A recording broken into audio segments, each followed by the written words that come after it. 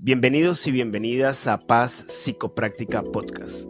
Mi nombre es Leonardo Luna y junto a mi compañera Tania Tapia moderaremos este espacio, que surge de un proyecto de investigación financiado por la Corporación Universitaria Iberoamericana y liderado por quien les habla, con el objetivo de indagar y explorar de qué manera la psicología puede ayudarnos a entender fenómenos fundamentales como la paz, la violencia y el conflicto.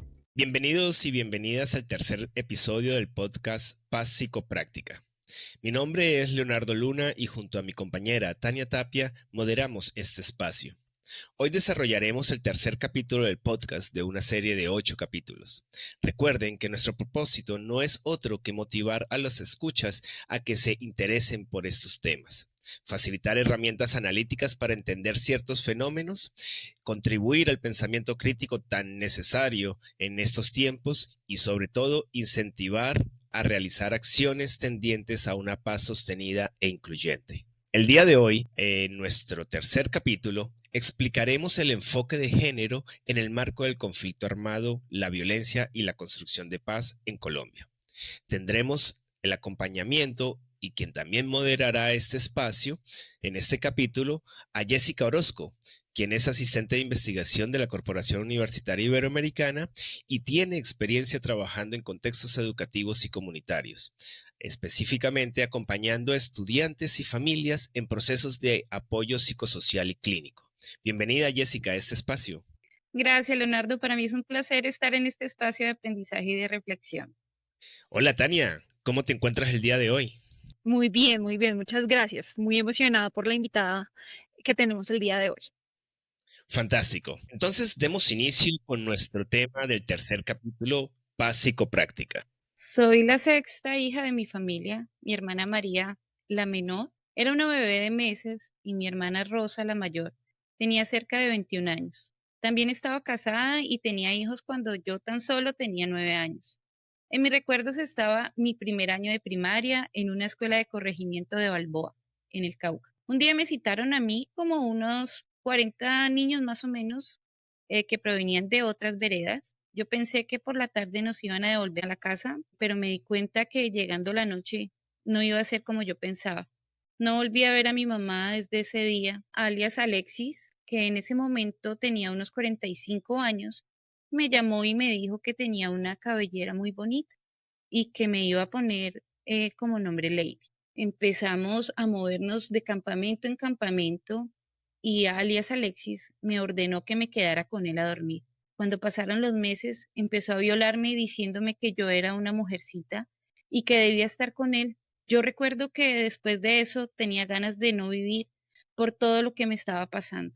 Todo el tiempo me obligaba a estar con él, me pegaba, me mordía el cabello, me lo cortaba. Cuando él quería, me amarraba en las noches, cuando se enojaba con el equipo por algo, me ponía a palear potreros, a cambiar pastos, trincheras, a cargar leña y como me tenía prohibido tener amigos, cuando me veía hablando con otras muchachas, también me castigaba. La primera vez quedé embarazada y fue a los 13 años, pero cuando ese médico me aplicó una inyección, yo me dormí al despertar y vi que decía que prefería los abortos y no dejarme planificar, porque yo estaba muy joven y como había muchos muchachos jóvenes, no quería que estuvieran conmigo. Eran como las 2 p.m. cuando un día llegaron los paras y sacaron a mi marido. Se lo llevaron en una camioneta y se quedaron 3 de ellos en la casa. No le vamos a hacer nada, pero el comandante Asprilla lo necesita. Luego me dijeron que ahora me necesitaban a mí. Perra hijueputa, la necesitamos porque allá la quieren. Todas las mujeres de acá son mujeres de la guerrilla. Me querían llevar donde alias el indio, quien me metió en un cuarto de otra casa y me violó con un arma al lado de la cama. Luego volví a la casa y no le conté nada a nadie, ni a mi marido. Pasados unos días, el indio me dijo que si no me iba con él, mataba a mi familia. Me fui con él por miedo a que les hiciera algo a mis hijos y a mi marido. Mi familia me despidió diciéndome que era una perra, que me había enamorado del paramilitar. Nunca les conté la verdad, pero pasó un año y no pude más. Estaba que me suicidaba y decidí escapar. Un día, como cualquier otro, salí despacio, sin afanes y sin demostrar miedo. Entre otras compañeras me disfrazaron como viejita. Me subí a un carro transportador y me volé, pero hubiera preferido morir en esa casa. A los 8 días mataron a mi hermano por mi fuga. Muchas gracias a Jessica y a Tania por compartir estas historias. Como podemos escuchar, son historias muy difíciles que han sido narradas por mujeres víctimas del conflicto armado en Colombia. Estas historias representan el tema que abordaremos el día de hoy: las mujeres afectadas por la violencia y la posibilidad de abordar estos problemas desde el enfoque de género. Para ello, nos acompaña Tania Valentina Rodríguez. Tania, por favor, presenta tu tocaya. Claro que sí. Tania es psicóloga feminista, egresada de la Corporación Universitaria Iberoamericana y próxima a recibir el título de especialista en acción sin daño y construcción de paz de la Universidad Nacional de Colombia. Con 5 años de experiencia en acompañamiento psicosocial y terapéutico con enfoque de género y feminista, ha trabajado de la mano con mujeres, niñas y adolescentes en procesos de acceso a la justicia transicional y ordinaria en diversos territorios del país. Su labor refleja un profundo interés por la construcción de paz con, por y para las mujeres, niñas, niños y adolescentes. Cree firmemente que la salud mental no debe ser un privilegio, sino un derecho y un espacio de defensa de la vida. Además, se reconoce a sí misma como artista empírica, tejedora y aprendiz de música andina, caminos que complementan su quehacer profesional y le permitan habitar la vida desde la creatividad, la sensibilidad y el encuentro con las raíces culturales de nuestro territorio. Tania, bienvenida y muchas gracias por aceptar la invitación a nuestro podcast. Tan bellos y bellas. Muchísimas gracias a ustedes por permitirme acá. Siempre es un gusto poder tener espacios para compartir pues el conocimiento y las experiencias. Tania, antes de empezar, me gustaría saber cómo llegaste a trabajar en estos temas de construcción de paz y con víctimas del conflicto armado desde una perspectiva feminista y de enfoque de género. Bueno, pues todo empezó realmente en la universidad. Como ya lo mencionaron, yo soy egresada también de la Ibero. Y creo que siempre en la universidad tuve un acercamiento muy bonito, como muy sensible a la psicología social, a la psicología comunitaria, y pues a partir de los principios y los postulados de, de estas prácticas, ¿no? De estas miradas, pues hay un acercamiento al feminismo, a los feminismos y al enfoque de género. Entonces fue en la universidad, yo casi que desde que inicié la carrera sabía que quería ser psicóloga social, lo que llamamos psicóloga social, y creo que a finales de la carrera fue que ya en la Ibero, por fortuna, y yo lo agradezco mucho, lo he hablado con diferentes compañeras y colegas, es que la Ibero pues tiene un enfoque muy bonito, o pues hasta donde yo estuve, tuvo docentes, profesoras y profesores que tenían una perspectiva amplia desde lo social, desde lo psicosocial y desde las diversidades. Entonces, pues sí, me encontré con unas profes y unos profes maravillosos siempre. Y sí, recuerdo mucho, no sé, estar en séptimo semestre y ya hablando de feminismos, de género, haciendo pues todos los ejercicios académicos en relación al género, de investigación en relación al género, a las violencias basadas en género.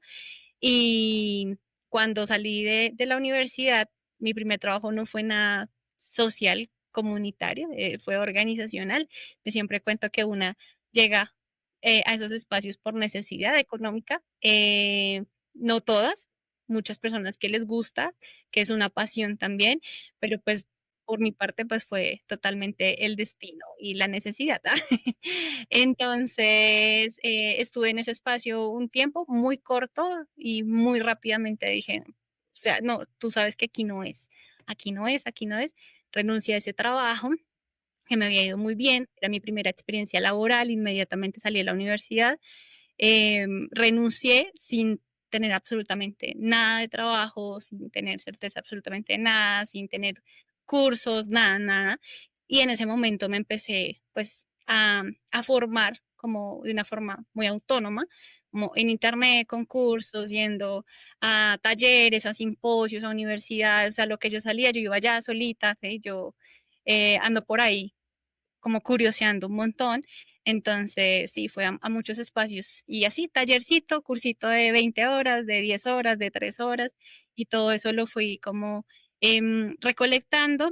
Inmediatamente, pues, mm, bueno, inmediatamente no, a los meses, a los varios meses, yo duré sin trabajo siempre mucho tiempo, como un año, y en ese tiempo hice voluntariados, me fui, aquí yo vivo en Soacha, entonces me fui a hacer voluntariado, que a la parte pues más vulnerable de Soacha, a trabajar como de forma muy espontánea y fue muy bonito. Y pues ya luego llegué a la organización, a la corporación, la Red de Psicólogas Feministas de Colombia, y allí inició como mi camino realmente muy bonito, empezando desde entender qué es lo psicosocial desde la práctica femenina y feminista, ya que ahí empezamos a hacer como unas diferencias, también empezando a tener como una experiencia desde lo terapéutico. Yo en la universidad jamás me vi haciendo terapia, pues todo lo social, entonces empecé a acercarme más a lo terapéutico desde una visión mucho más amplia, que es desde el feminismo y desde el enfoque de género, y eso para mí ha sido sumamente maravilloso. Pues muy, muy gratificante y muy valiente, Tania, seguir lo que realmente te gusta. Creo que es muy admirable también poder pausar y seguir como en el camino. Y bueno, como para entrar un poquito en el tema que hoy nos convoca, me gustaría que nos explicaras qué es el enfoque de género. Claro que sí, creo que es súper fundamental y primordial entender qué es el enfoque de género. Y el enfoque de género es una visión, una perspectiva teórica y también práctica que viene de los feminismos, claramente, y que nos permite, pues, como analizar, tener un marco de análisis y de crítica sobre lo que llamamos las normas de género, ¿no? Las normas de género y patriarcales en la sociedad, tales como la imposición de la heterosexualidad, ¿cierto? La orientación sexual, el tema de la familia, por ejemplo, son cosas interesantes e importantes, la feminidad, la masculinidad, los roles de género que llamamos, y cómo estos se imponen, explican y pues como que atraviesan los diferentes pues marcos de la vida, ¿no? Las diferentes dimensiones de nuestras vidas. Por ejemplo, nuestras necesidades, nuestra forma de comunicarnos con otras personas, de desenvolvernos, de relacionarnos. Entonces el género o el enfoque de género nos permite pues eso, tener una visión de análisis según los roles de género básicamente, y también nos permite como ampliar esa mirada, ¿no? No quedarnos como con estos hechos o prácticas tradicionales, lo que ya conocemos, sino entrar de una forma crítica a diferentes espacios. Y también, pues claramente esto nos permite identificar las desigualdades y opresiones entre los grupos sociales, ¿cierto? Que eso, pues como que es el núcleo de esto, es decir, por ser mujer o por ser hombre, o identificarnos, definirnos, o al ser definidos, ¿no? Porque alguien me impuso este género, pues tengo o sufro más bien un cierto tipo de discriminación, de desigualdades, de violencias.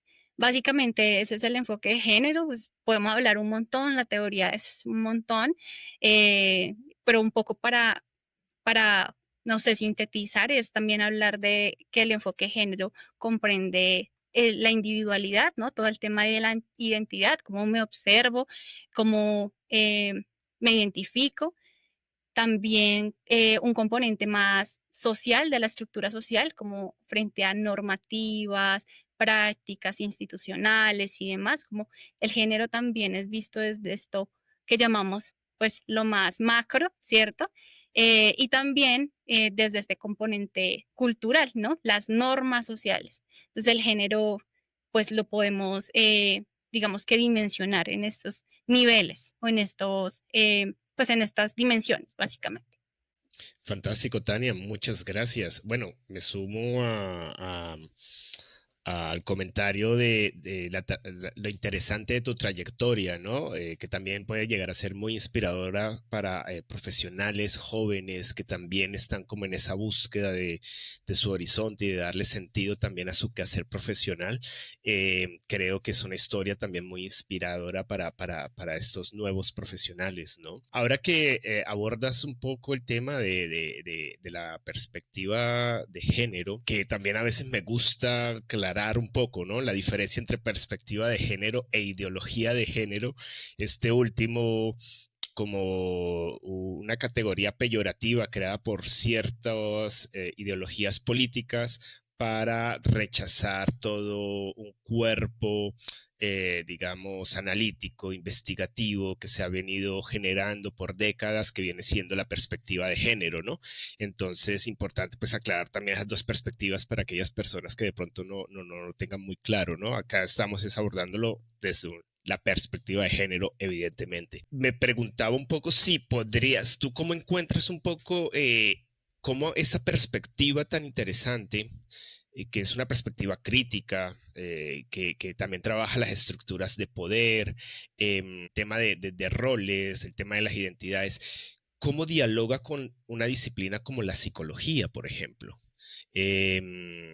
¿Cómo encuentras tú esos vasos comunicantes? Listo, claro que sí. Bueno, es muy interesante esa pregunta, es muy bonita. Yo creo que en algunos espacios yo he hablado de la relación que le estamos dando a la psicología con el feminismo, con el enfoque de género. Yo hablo desde una visión feminista, como les mencioné, sabiendo que el enfoque de género proviene de los feminismos, ¿cierto?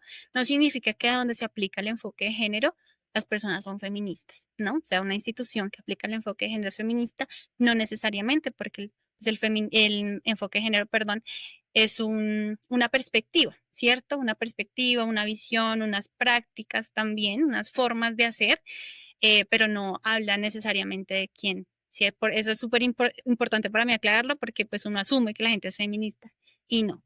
Ya cuando uno ahonda en pues las creencias también, ¿no? La filosofía de vida, en el pensamiento y en cómo pues mueve su vida una persona, pues vemos si es feminista o no, le preguntamos.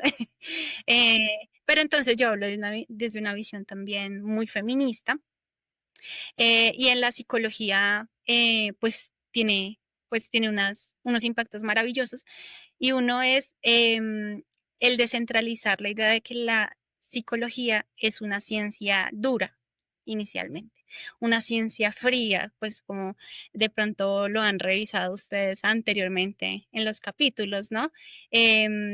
Pues se habla de que es una ciencia con unos principios universales, ¿no? Como objetivos, distantes, fuertes, muy cuantitativos, muy así, muy de estímulo-respuesta, todo lo que sabemos de la psicología. Y entonces el feminismo y el enfoque género vienen y nos dicen, pues también puede ser una ciencia que tenga unos abordajes distintos, ¿no? Que también viene un poco muchísimo de los postulados de la psicología comunitaria, de la psicología de la liberación, de todo el caminar latinoamericano, y es decir, hay otras formas de hacer psicología, ¿cierto? Desde el territorio, desde el saber, desde la ancestralidad, desde los afectos, desde los cuidados, ¿cierto? Y entonces la psicología entra desde esta perspectiva que parece un poco más amable y no tan dura, tan rígida, y eso inicialmente, como que nos permite eso. También, así como los postulados en verdad de la psicología de la liberación, que son amigas con la psicología feminista, con los feminismos, es evidenciar cómo muchas categorías psicológicas tienen una fuerte carga de género, ¿cierto? Si hablamos, por ejemplo, de un ámbito clínico o un ámbito terapéutico más bien, es como esas categorías que conocemos, ¿no? El autoestima, los valores, la toma de decisiones, nuestras estrategias de afrontamiento, cómo me relaciono con el otro, todo lo que conocemos como disfunciones parentales, entre parejas, todas estas cosas, cómo pueden tener una carga de género, ¿cierto? Y es como por el rol que cumplo dentro de una sociedad, dentro de una relación, por lo que aprendí al ser mujer, ¿no? Como mujer, pues me desenvuelvo de ciertas maneras, pero también sufro unas afectaciones, unos impactos, unas violencias, hasta unas violencias. Entonces, digamos que en ese ámbito el enfoque de género nos permite decir, claro, pues te enseñaron a ser mujer de esta forma, o ser hombre también de esta forma, y eso ha sido una imposición, eso duele, si duele algo, porque muchas cosas duelen y acá lo hablamos mucho en terapia y es ser mujer duele un montón, ser hombre duele un montón, pero ¿por qué específicamente eso, cierto? Entonces, ¿qué me dijo mi mamá? ¿Qué me dijo mi abuelita, mi abuelito?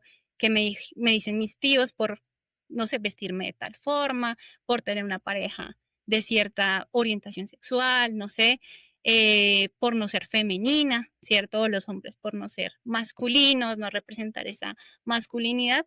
Entonces nos permite pues ver también como muchos temas de afectaciones en salud mental están relacionadas con el género, si no la mayoría.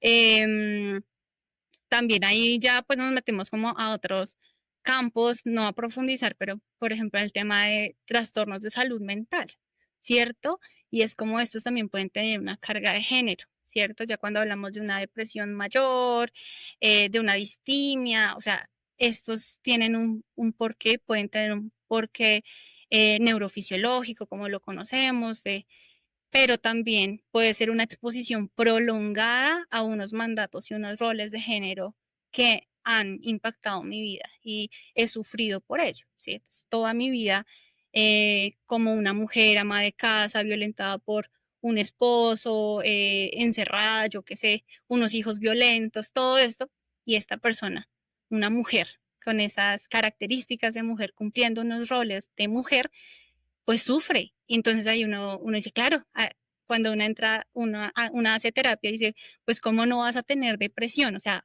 suena así como lo digo, suena un poco feo, pero es como no hemos estado expuestas a lo largo de la vida a unas situaciones muy complejas, muy dolorosas y como no vas a sufrir, no vamos a sentir el sufrimiento. ¿Y por qué?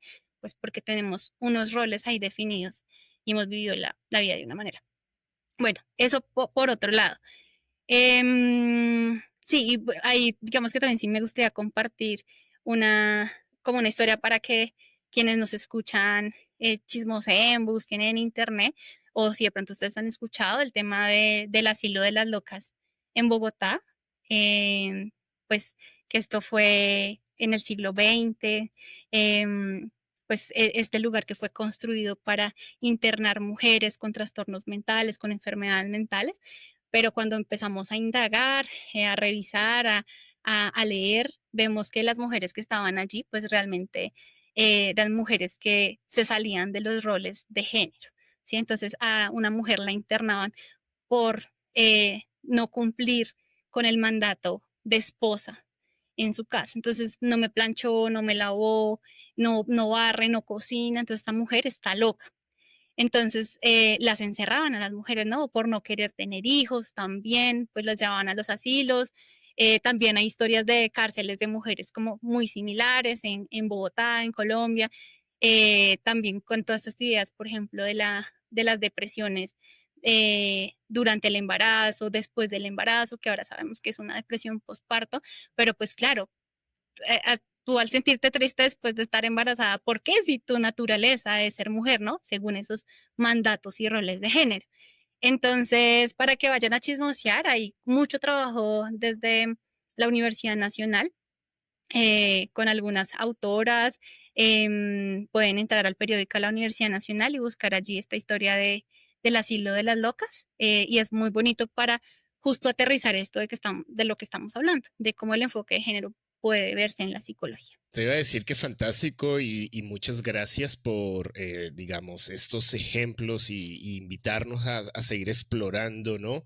Estos elementos históricos que también nos ayudan a entender un poco, pues, un poco el hilo también, ¿no? Por qué surgen esas perspectivas, la necesidad de esas perspectivas, de poder tener esas miradas muy particulares desde estructuras de poder, de exclusión, etcétera, ¿no?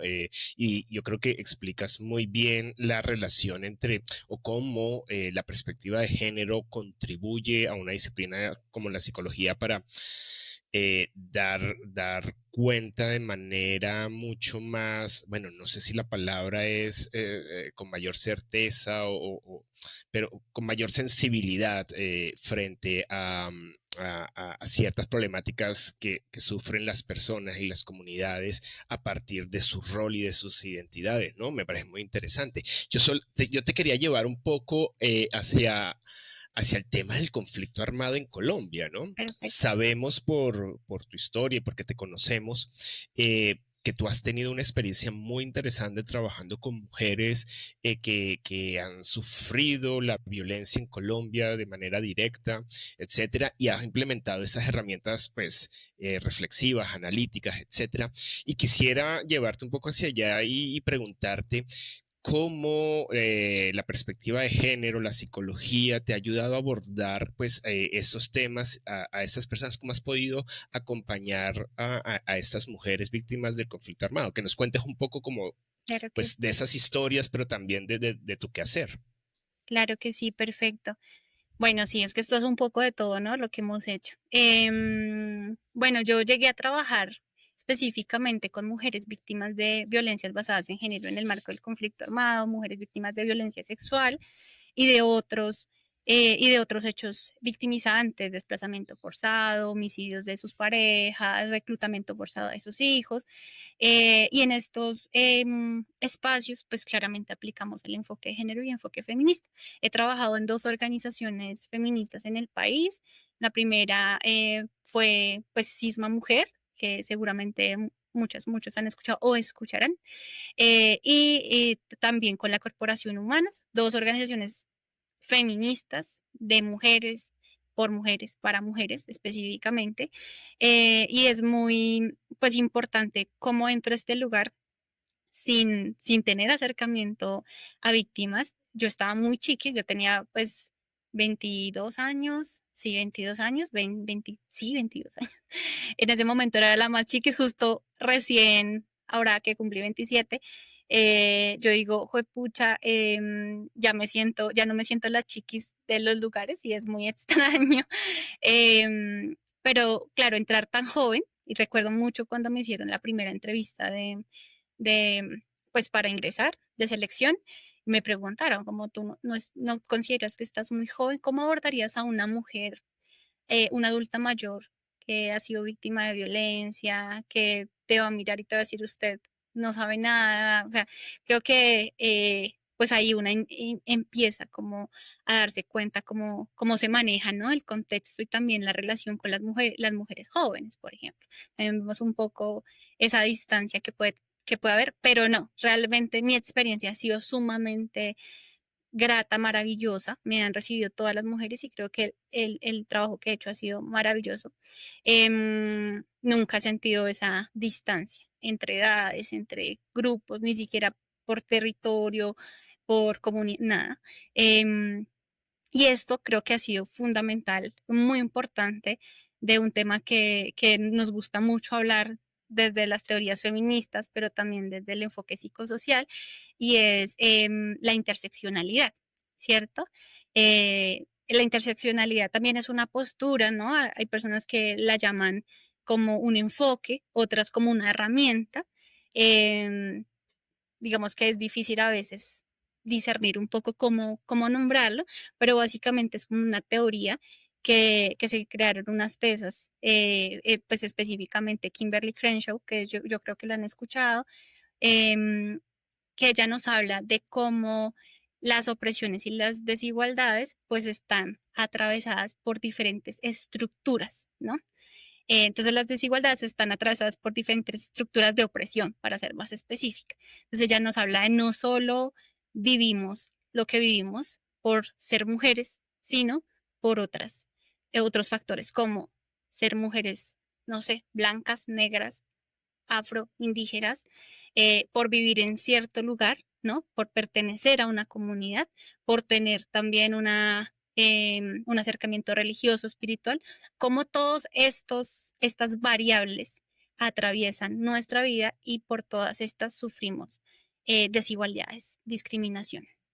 Entonces, básicamente en estos espacios laborales a mí me ha ayudado mucho a entender esos diferentes niveles de opresión, pero también cómo se atraviesan, ¿no? Cómo están allí y existen. Y claro, eso me ha permitido a mí entrar en lugares como una persona del centro del país, ¿no?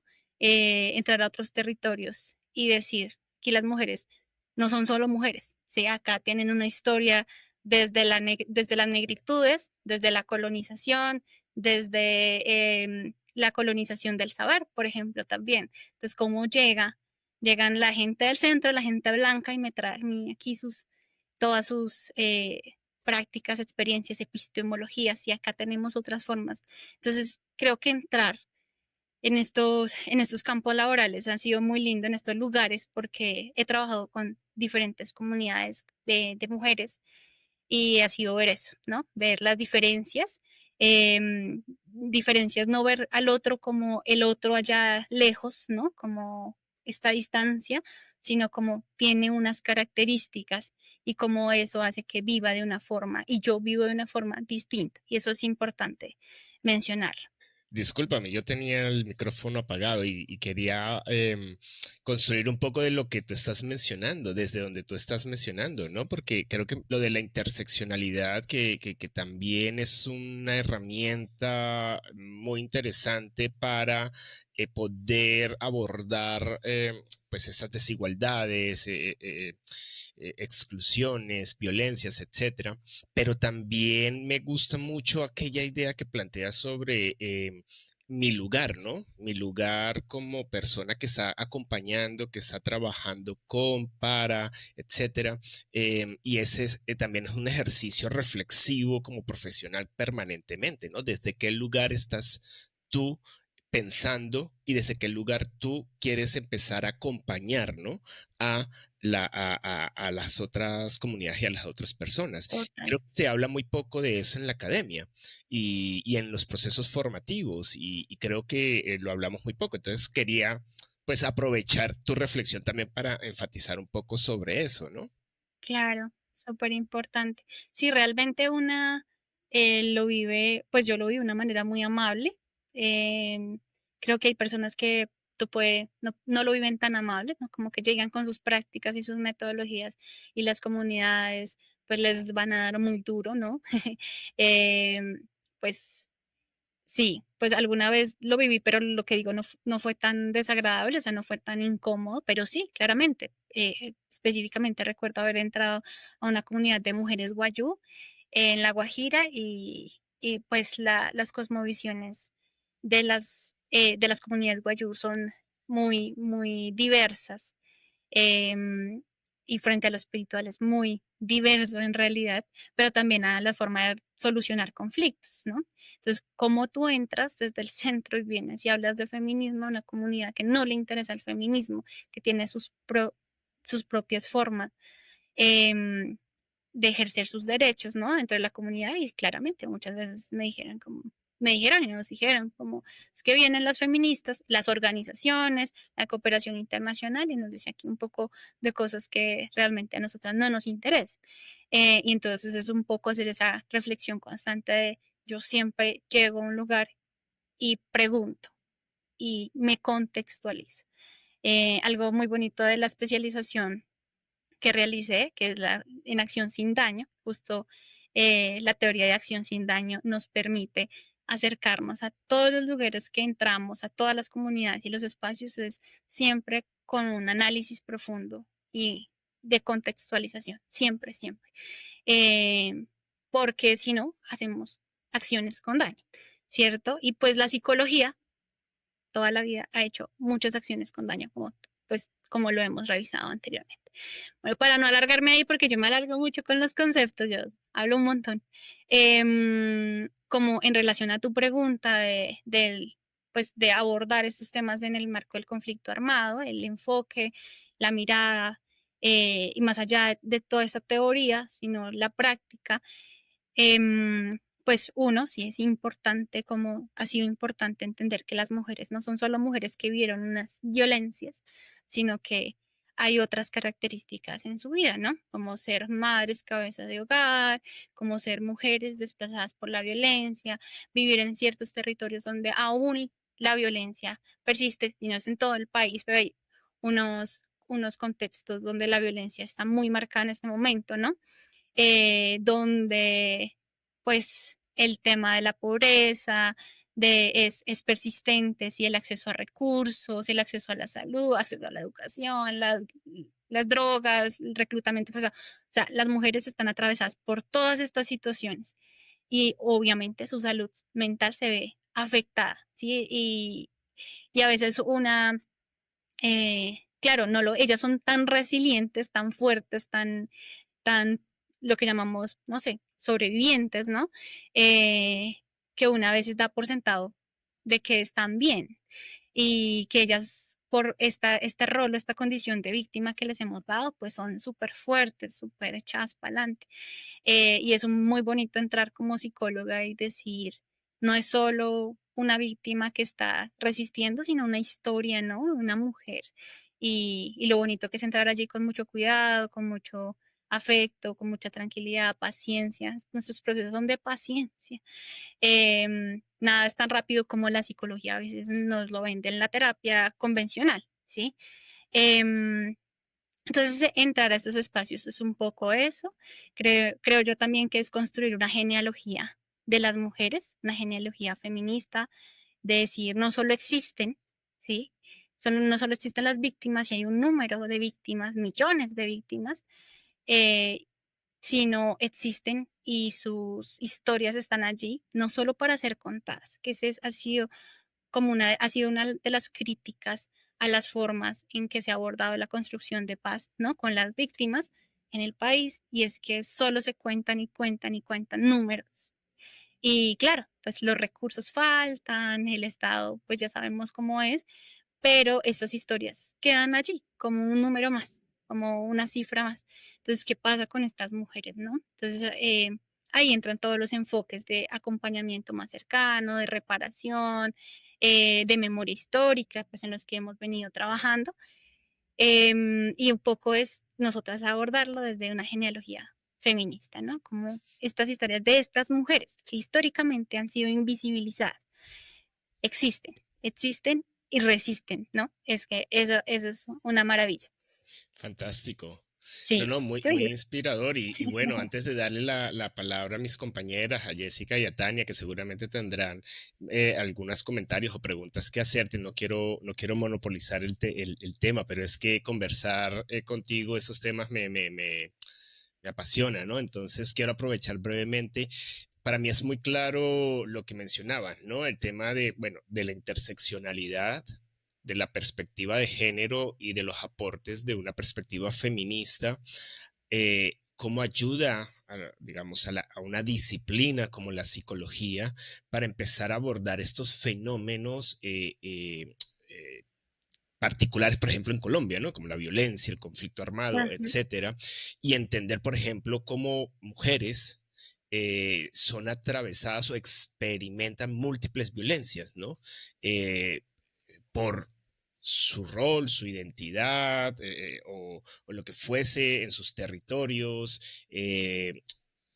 Muchas mujeres también son racializadas, muchas otras mujeres, y cada uno de estos elementos proporciona ciertas acciones violentas en contra de una mujer y las mujeres terminan siendo atravesadas por eso y justo estas perspectivas nos ayudan a entender ese tipo de complejidades, ¿no? Que a veces las dejamos de un lado por algún tipo de mirada muy particular que nos encierra para abordarlos. Entonces quería como enfatizar en ello, pero también utilizabas algunos conceptos que me gustan mucho, ¿no? La resiliencia y la resistencia, ¿no? Eh, porque le da el poder a los individuos, en este caso a las mujeres, es reconocer en esas personas que no son sujetos pasivos, sino que también están en constante lucha, adaptación, transformación, etcétera, ¿no? Yo recientemente he estado observando, no he profundizado mucho en el tema, pero una crítica al concepto de resiliencia, por ejemplo, ¿no? Yo todavía la defiendo, por ejemplo, yo todavía defiendo el concepto de resiliencia porque siento que también ayuda a reconocer cómo la adaptación y cómo a ciertos contextos complejos y difíciles, los que hemos trabajado con víctimas del conflicto armado, sabemos eso, la resiliencia nos ayuda a entender que hace parte de la resistencia, ¿no? Y no es excluyente. Total. Pareciera que los críticos nos llevan un poco a una o al otro, ¿no? O si es resiliente, entonces no es transformador, no es revolucionario, no. Eh, la resiliencia hace parte de todo un proceso largo de transformación. Y cierro con eso también, que me pareció muy interesante que tú mencionabas, lo simbólico es importante, las Mucho. agencias individuales son importantes, pero no son, es decir, necesitan ir acompañadas con cambios estructurales, ¿no? Ajá. Que esa es otra discusión muy ligera que a veces hacemos, ¿no? O solamente las transformaciones estructurales, ¿no? Y lo simbólico o lo individual, etcétera, se queda a un lado y eso no sirve para nada. No. Somos seres simbólicos, somos seres psicológicos profundamente, etcétera. También tenemos que trabajar ahí, pero eso a veces no es suficiente. Hay que cambiar las estructuras de poder, ¿no? Total, todas las estructuras de poder. Creo que es muy interesante y muy importante como que lo que hacemos desde las organizaciones y pues desde la psicología, pero acompañado pues con otras disciplinas también, claramente siempre, es un poco abordar esos diferentes partes de la realidad, ¿no? Lo que llamamos las estructuras, lo que llamaríamos en la teoría ecológica, pues los sistemas, ¿no? Los diferentes sistemas. Y es poder decir, claro, está esto micro, está mi individualidad, que es lo que históricamente la psicología se ha centrado en la individualidad, pero también hay algo más cercano y hay algo mucho más grande.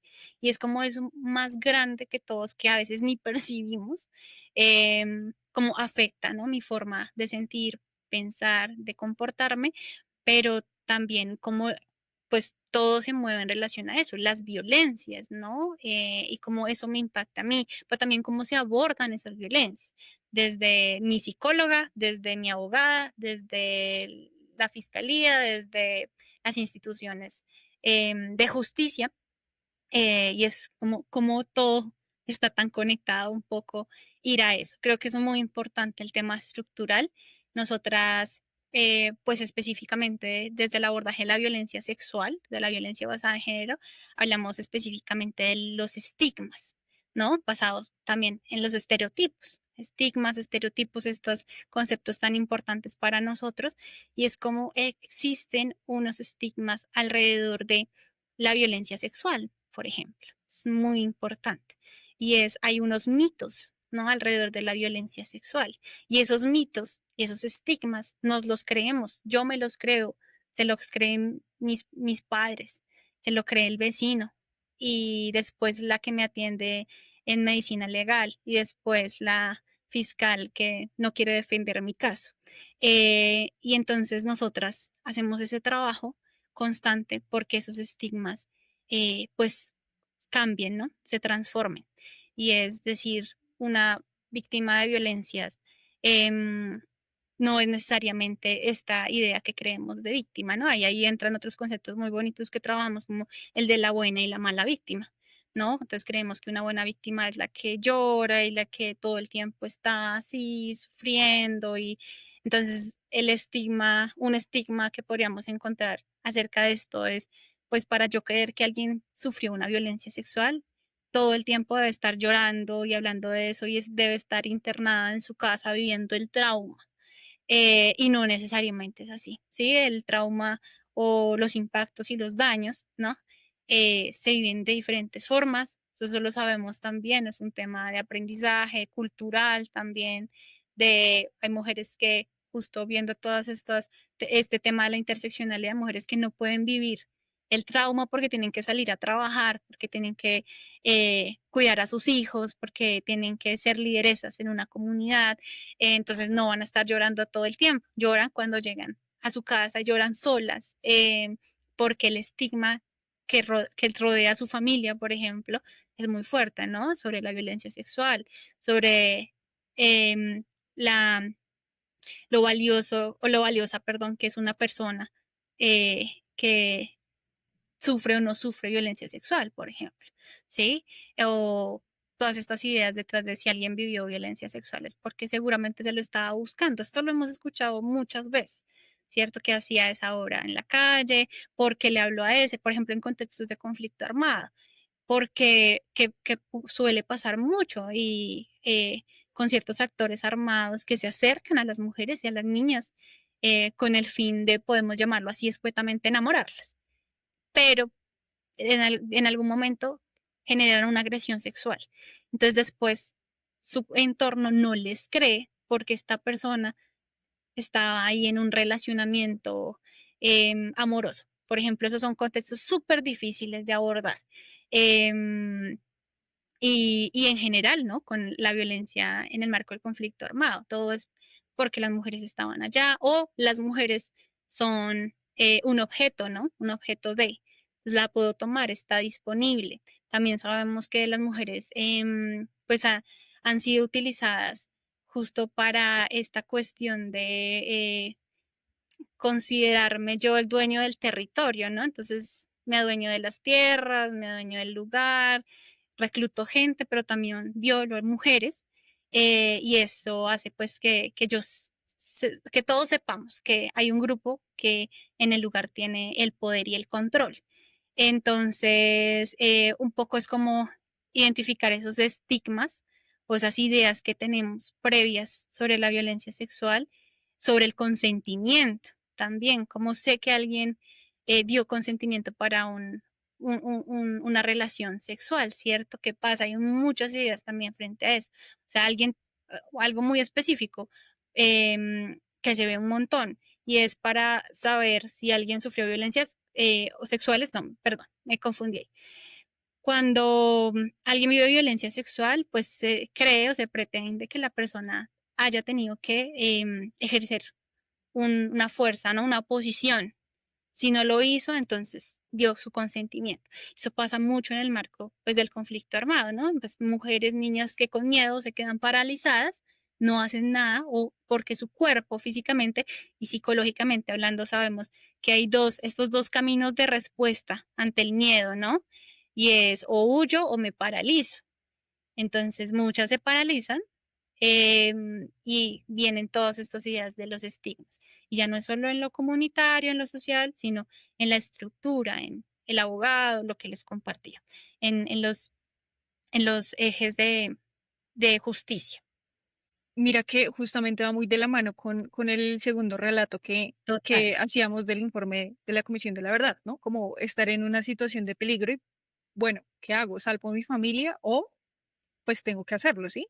Por beneficio de los demás, aunque los demás piensen que estoy haciéndolo por mi voluntad, ¿no? Y vivir Total. pues ese proceso también de sufrir, ¿sí? Porque todo lo que sufrió esta mujer en este año de violaciones, de maltrato, pues no hablando solamente del físico, sino emocional y demás.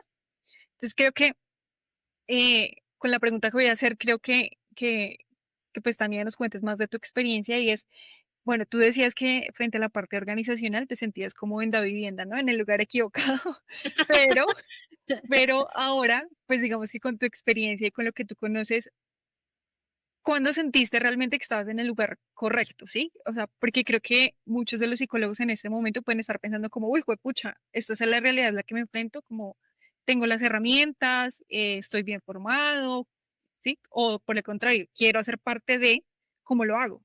Entonces, no sé, cuéntanos de tu experiencia, como, ¿qué has sentido? ¿Qué has percibido? Pues esto es muy subjetivo, claramente, pero ¿cómo ha sido tu experiencia y qué tan gratificante ha sido y cuando dijiste, estoy en el lugar correcto? Estoy haciendo lo que quiero y por lo que me he formado. Claro, pues esto yo creo que es un ir y venir de todo, ¿cierto? Yo creo eh, que a medida que vamos teniendo más experiencia, a veces decimos este es el lugar correcto y a veces decimos, uy, yo no sé si este es el lugar en el que quiero estar. Yo me he hecho esa pregunta últimamente, porque trabajar en el marco de la violencia es muy apasionante, es una cuestión de ser muy sensible, de estar muy abierto, ¿sí? Muy abierta al sufrimiento humano. Y ser psicólogo en general es eso, ¿no? El estar a la disposición del sufrimiento del otro y de la experiencia y también de la felicidad del otro. Pero en contextos de violencias y del conflicto, pues es una cuestión mucho más abierta. Es una vaina que a una la interpela, se le atraviesa, se le acerca, la destroza, ¿sí? Y en otros momentos también hace que te, pues vuelvas a reconstruir. Yo lo he vivido así. Y eso que son solo 5 años. Yo sé que muchas compañeras, colegas, pues llevan muchos años, ¿no? Décadas en esto. Y yo a veces me pregunto, quiero estar hasta allá. A veces de verdad me hago esa pregunta. Em, pero yo creo que si estoy en el lugar correcto, por lo menos en este momento, estos 5 años han sido en los lugares correctos, porque, como lo decía, desde la universidad siento, pues, como, no sé, un atractivo, una cercanía, me siento en lugares cómodos. También yo creo que tiene que ver mucho con la personalidad de cada profesional y cada persona, ¿cierto? Entonces es una persona que curiosea mucho, que habla mucho, que se ríe duro, que habla un montón, que... Entonces, para mí el espacio organizacional no me permitió hacer eso. ¿Sí? En el año y medio que estuve trabajando en ello, vi muchas veces, me vi muy limitada a reírme duro, a decir un chiste, a decirle, esto es una anécdota muy, que yo digo a veces muy sencilla, pero a decirle a alguien su merced, ¿sí? Recuerdo mucho estar recibiendo a alguien en una oficina y decirle su merced, ya está lista los papeles, no me acuerdo. Y luego me llaman a mí, en ese momento, que era mi jefe, me dice, mira, Tania, es que el su merced no se puede decir acá porque tiene que ser más formal. Entonces yo empecé a ver que pues esas formalidades pues no hacen parte de mí. Algo tan sencillo como eso, cuando uno dice, uy, pues pucha, o sea, aquí no puedo ser yo. Em, y luego ya con estos temas, claramente pues el feminismo ha sido una postura, una ideología, si puedo llamarlo, un pensamiento que ha atravesado toda mi vida, ha construido mi autoestima y me ha hecho cuestionar todo, absolutamente todo. Y eso me ha permitido, pues claramente, digamos que intentar trabajar por las injusticias que me rodean a mí inicialmente, porque como la mayoría de mujeres, yo creo que lo hemos vivido y es todos estos desafectos por parte de los hombres y no solo el dolor de una ruptura, el rechazo, como uno podría verlo, es que se quejan porque las dejan, porque alguien puede, uno vive de forma sistemática esto, ¿no? El rechazo, la violencia, espacios de violencia, violencia sexual y demás, que son importantes. Reconocer que una las ha vivido y cómo el feminismo, pues básicamente atravesó mi vida. Y cuando llego a estos lugares de trabajo y digo, pucha, esta mujer ha vivido algo similar a mí, ¿cierto? Y luego llego a otros y digo, pucha, tal vez yo no llegue a vivir eso, pero la entiendo porque soy mujer. Por eso, un poco, sí, trabajamos en espacios de mujeres para mujeres, ¿cierto? Es muy importante eso y lo hemos visto también como las mujeres víctimas dicen yo prefiero que ni me atienda una psicóloga, porque una vez me atendió un psicólogo y pues no me sentí tan cómoda, no le pude decir que me dolía, que la parte de mi cuerpo, que mi vida sexual cambió, que mi relación con la menstruación es distinta, porque no puedo decirle eso a un hombre. Muchas sí lo podrán hacer, pero nos hemos encontrado con que la mayoría no. Entonces, encontrarme en espacios donde entre mujeres podemos apañarnos, hablar con seguridad, con tranquilidad, y que la psicología sirva para eso, a mí me pareció una fortuna, me pareció una hermosura, poder decir, puedo darle un enfoque más cuidadoso y más bello a todo esto. Y pues claramente todo lo que decía Leo en relación a lo simbólico, a lo ritual, cuando uno entra pues en estos trabajos empieza a darse cuenta de la diversidad de prácticas que en la academia no nos enseñan o tuvimos leves acercamientos y es el componente simbólico en verdad. O sea, tener un ritual, ritualizar la vida, digo yo en terapia, ritualizar la vida, pero cuando entramos en espacios sociales, comunitarios, cómo el ritual hace parte de estas comunidades, de estas personas. Entonces, encontrar los rituales de las mujeres, por ejemplo, en relación a la música, en relación a saberes ancestrales con plantas, uso de medicinas, los saberes de las comunidades indígenas y las comunidades afro son sumamente valiosos y cuando las mujeres los transmiten, pues el poder se siente. Entonces, para mí ha sido decir como estos son los lugares porque es la diversidad, la sensibilidad, lo artístico, lo simbólico, pues a mí me han atravesado a lo largo de la vida. ¿Sí? Mi vida ha sido sumamente artística y simbólica en todos los aspectos y encontrar con estos lugares y estas personas, creo que me ha permitido decir, sí, aquí es, pero como les decía, a veces también es duro, sí, he vivido momentos donde pienso, pues pucha, no puedo soportar esto. Bueno, aquí como para ir cerrando, sí, un poco trabajar en este tipo de hechos y de casos afecta demasiado. Nosotras, perdón, también hemos visto pues todos estos impactos de trabajar con violencias y uno de ellos es la victimización vicaria, ¿sí? Como bueno, ya se me fue un poco el nombre, y es como todo este tema, no es victimización, es como traumatización vicaria, daños vicarios, bueno, y es como los profesionales o las profesionales, pues resultamos impactados también, ¿no? Entonces, darnos cuenta si cambian nuestros ciclos del sueño, si soñamos, por ejemplo, con las violencias que escuchamos. A mí me pasó varias veces, claro que sí. O sea, de repente soñar que estaba en un enfrentamiento guerrillero o alguna vez tuve una experiencia espiritual muy fuerte, donde yo empecé a verme a mí misma como una mujer víctima de violencia sexual, empecé a sentir que en el lugar donde estaba recibiendo pues un tipo de medicina iban a llegar, nos iban a violar, empecé a vivir todo eso. También, pues, impactos de estar moviéndose entre territorios, em, o sea, pasa, y creo que es muy importante esto para que la gente lo profundice, y es todo el tema del autocuidado, ¿no? La autoprotección. Y es qué hago para minimizar esto, para atender, para escucharme.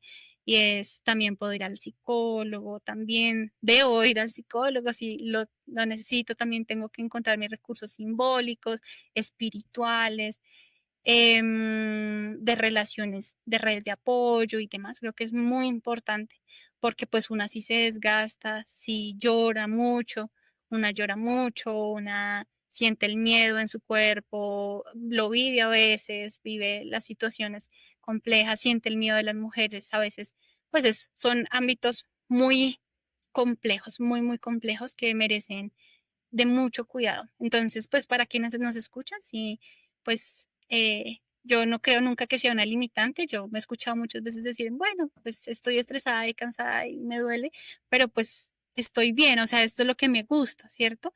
Pero si en un punto una siente que esto no mejora, que no está bien, que no se tranquiliza, que los recursos pues también darse pausas, ¿no? Mirar qué más hacer, reconocer si este es el nivel de impactos que puedo atravesar en este momento. También un poco la psicoterapia va hasta allá, ¿no?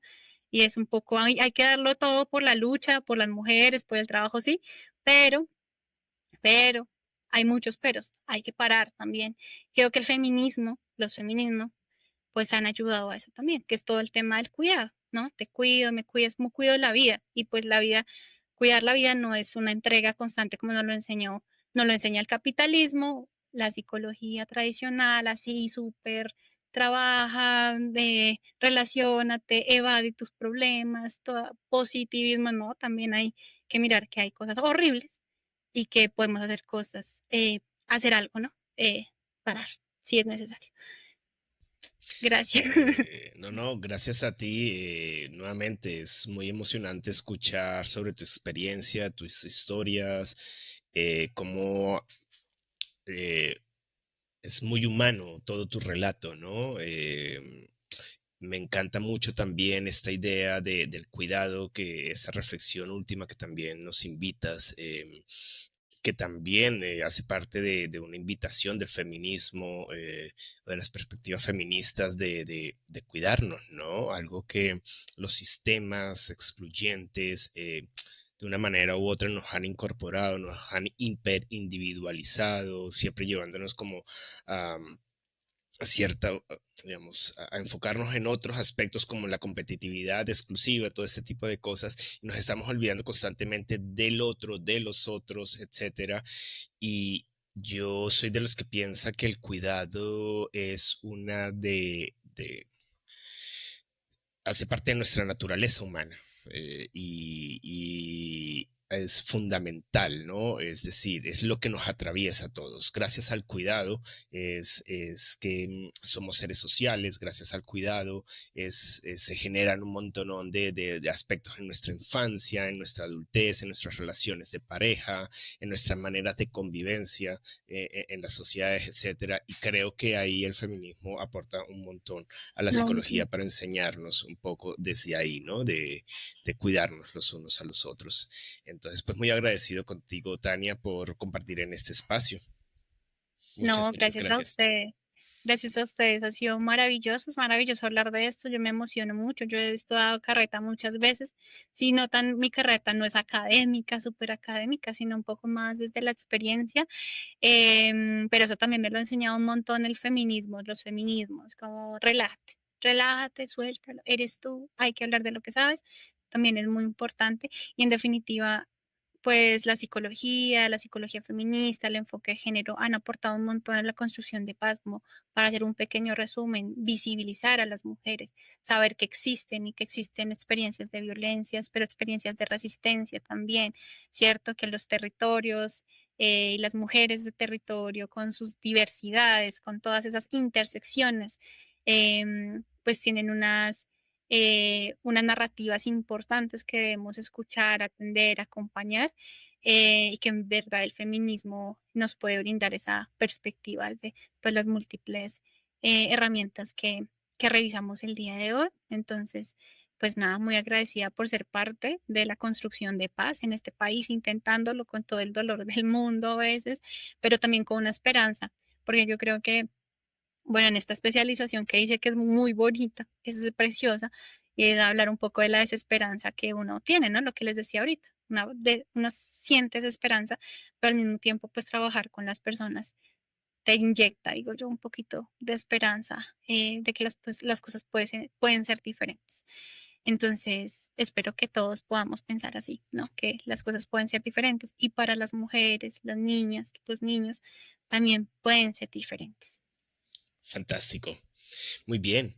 Entonces, pues a modo de resumen, pues Tania ya ha hecho un muy buen resumen de cómo estas perspectivas nos pueden ayudar a contribuir a los procesos de paz, a construir sociedades más pacíficas, con convivencias pacíficas, etcétera, y analizar los fenómenos de violencia en su complejidad. Entonces, nuevamente, muchas gracias. Tania, gracias entonces por darnos un poco y contarnos un poco de lo que es tu experiencia y sobre todo de todas estas prácticas feministas que muchas veces caen en la estigmatización y en venderlo como una idea un poco contra de lo que realmente es. Entonces, gracias por contarnos tu experiencia y creo que ha sido un episodio muy nutrido y muy humano. Los esperamos entonces para el próximo capítulo para que podamos conocer un poco más de la psicología, la paz y el conflicto. Muchas gracias. Gracias. Las personas no nacen violentas, aprenden a hacerlo. Lo mismo ocurre con la paz, se puede enseñar y aprender. No olvides seguirnos en Spotify y suscribirte a nuestro canal de YouTube. Gracias por escucharnos. Esto fue Paz Psicopráctica Podcast.